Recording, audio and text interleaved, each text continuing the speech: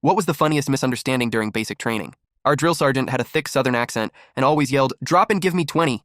But my bunkmate Jimmy from Boston thought he was saying, "Drop and give me plenty." For the first 3 weeks of basic training, Jimmy would hit the ground and just keep doing push-ups until someone told him to stop. While everyone else did exactly 20 push-ups, Jimmy would be there cranking out 50 or 60, thinking he was supposed to give plenty of push-ups. The drill sergeant kept praising Jimmy for his motivation and dedication, not realizing it was all based on a misunderstanding.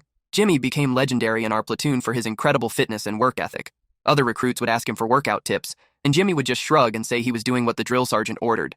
Meanwhile, Jimmy was getting absolutely shredded because he was doing triple the exercise of everyone else. He'd finish his marathon push-up sessions drenched in sweat, while the rest of us were already standing at attention. The drill sergeant started using Jimmy as an example of proper military motivation, telling other platoons about the recruit who gives 110% every time. The truth came out during a particularly brutal training day when the drill sergeant screamed his command at a group of struggling recruits. Jimmy dropped and started his usual endless push-up routine, but this time another recruit from Boston was nearby. The kid started laughing and told Jimmy, "Dude, he's saying 20, not plenty."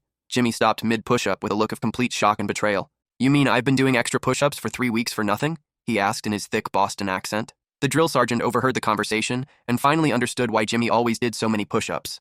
Instead of being angry, he started laughing so hard he had to sit down. "Son, I thought you were just the most motivated recruit I'd ever seen," he wheezed between laughs. The whole platoon cracked up as Jimmy realized he'd been torturing himself due to a regional accent difference. The drill sergeant was impressed that Jimmy never complained or questioned the excessive workload, even when it seemed impossible. Jimmy kept doing the extra push-ups anyway because he'd gotten so strong that 20 felt too easy. By graduation, he was the fittest guy in our entire company and ended up becoming a drill sergeant himself years later. He'd always tell new recruits the story about listening carefully to commands, but sometimes he'd slip in a "give me plenty" just to see if anyone would catch it. The moral of the story: sometimes misunderstanding your orders makes you better than following them perfectly.